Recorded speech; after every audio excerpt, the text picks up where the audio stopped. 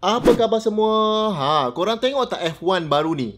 Saya tahu ramai fan Max Verstappen dekat sini. Tapi jangan risau, season masih panjang lagi. Sebabnya pada siapa-siapa yang tak tahu, pada race yang pertama, season 2022 dekat Bahrain, kedua-dua Red Bull nampak memang power. Tapi in the end, tak habis racing diorang. Tak dapat point langsung. Paling terkejut sekali, Kevin Magnussen lah dapat nombor 5. Bawa Haas pula tu. Dan cara Red Bull tamat tu memang mengecewakan lah. Tak lain tak bukan sebab mechanical.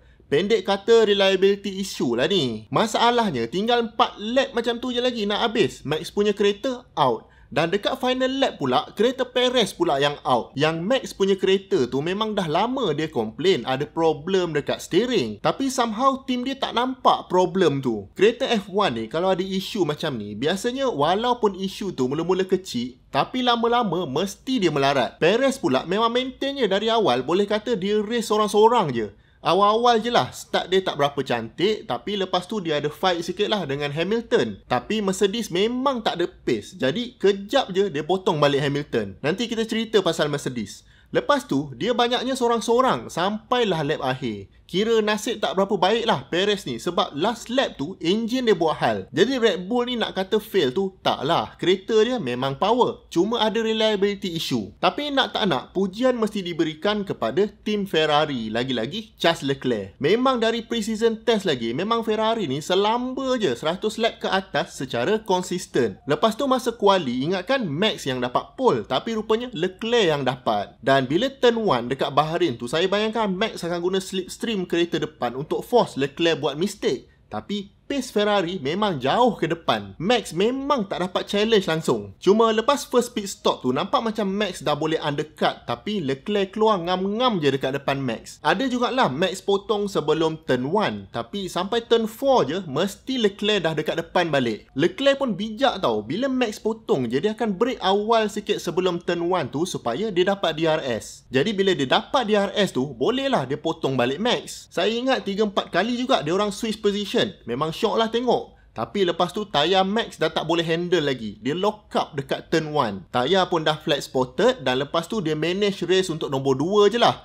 Memang tak ada harapan nak kejar Leclerc lagi. Jadi nampak Red Bull ni selain dari masalah reliability tadi, ada juga masalah nak balance performance dengan tayar temperature ni. Ferrari nampak macam dah boleh solve benda ni sebab Leclerc tak komplain langsung pasal tayar dia. Maknanya dia boleh manage temperature tayar tu dengan baik. At least untuk Leclerc lah. Sainz pula, pace dia jauh dekat belakang Leclerc. Cuma nasib baik je, Perez punya pace lagi slow. Jadi kalau tengok, Leclerc dengan Max ni level dia memang lain lah berbanding Sainz dengan Perez. Completely differently.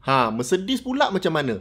Jadi dia orang datang dekat race ni pun memang macam dia orang mengakulah yang pace dia tak sama dengan Red Bull dengan Ferrari. Masa quali pun nampak kedua-dua Mercedes ni dekat 1 saat off pace berbanding Leclerc. Kalau dululah 1 saat ni dah kena start nombor yang last saya rasa. Cuma untuk season ni nasib baik jugalah Mercedes sebab tim lain pun suffer problem yang lagi teruk. Masalah dengan kereta Mercedes ni yang banyak driver komplain adalah masalah porpoising. Dia macam kereta tu terhenjut-henjut macam bot laju dekat atas air tu. Porpoising effect ni macam saya dah explain sebelum ni adalah masalah aerodinamik kereta tu sendiri. Kereta F1 ni effectively dia macam sayap kapal terbang yang terbalik.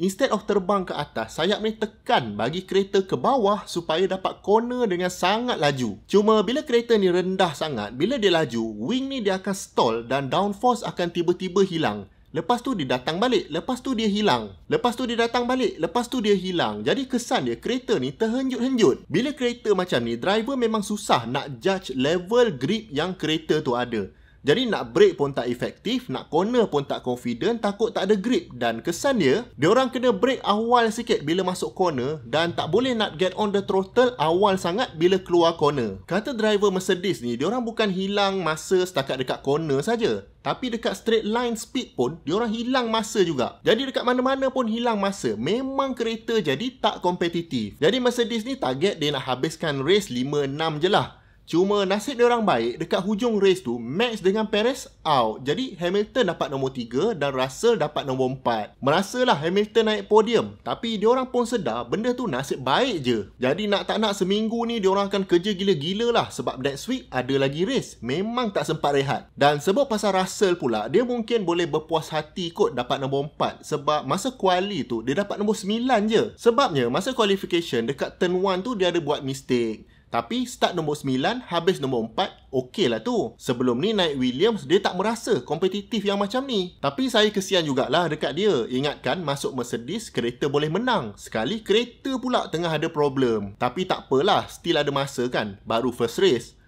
Cuma kalau Ferrari up lagi development dia orang, memang boleh tamat lah tim lain. Jadi apa lagi kejutan yang ada untuk race ni?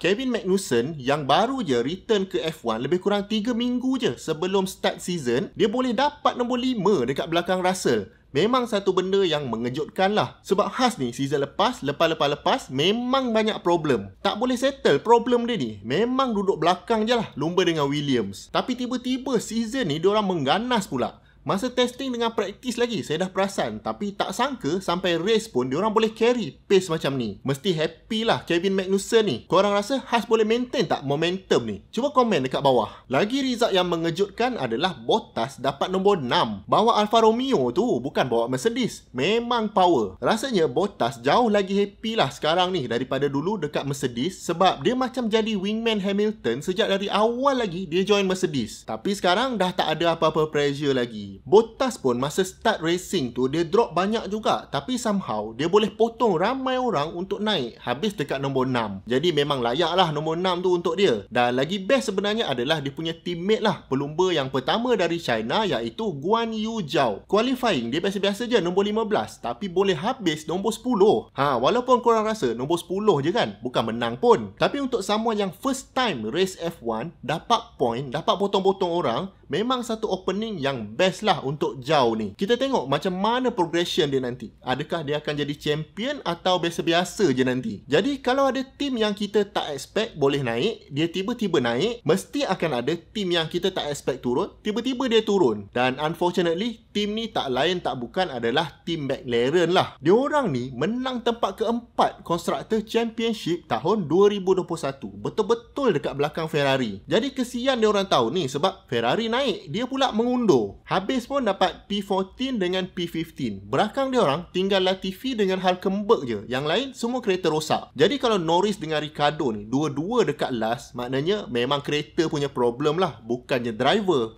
Korang rasa ada chance lagi tak untuk McLaren ni buat comeback? Bagi saya, season ni mungkin akan jadi season yang sangat menyeksakan lah untuk diorang. Unless diorang dapat settlekan masalah kereta diorang.